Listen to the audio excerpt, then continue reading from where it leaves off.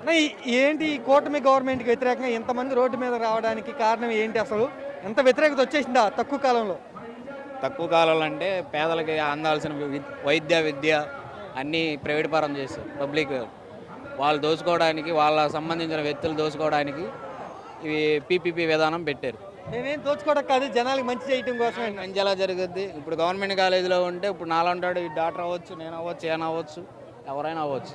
అదే ప్రైవేట్ కాలేజీలో అయితే 2 కోట్లు 3 కోట్లు పెట్టి డొనేషన్ సీట్ కట్టి అలా రావటం, వాళ్ళు మళ్ళీ సగం వచ్చి రాని వైద్యంతో జనాల మీద పడటం, వాళ్ళు దొంగ డాక్టర్లుగా అవతారం ఎత్తడం, సర్టిఫికెట్లు కొనుక్కోవటం ఇవన్నీ జరుగుతుంది. అదే గవర్నమెంట్ విధానం అనుకో పక్కాగా ఉంటుంది. పబ్లిక్కి అవేర్నెస్ మొత్తం తెలిసిపోయింది. మనలో ఒకళ్ళు కూడా డాక్టర్ అవ్వచ్చు.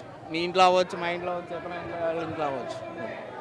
ప్రైవేట్ వ్యక్తులకి ఇస్తే తొందరగా కట్టేస్తారు, తొందరగా వైద్యం అందుబాటులోకి వస్తుంది అంటారు. ప్రైవేట్ వ్యక్తులకి ఇస్తే తొందరగా కడతారు, తొందరగా దోచుకుంటారు. తొందరగా 10 రూపాయలు 100 రూపాయలు అయింది, 100 1000 అయింది, 1000 లక్ష కూడా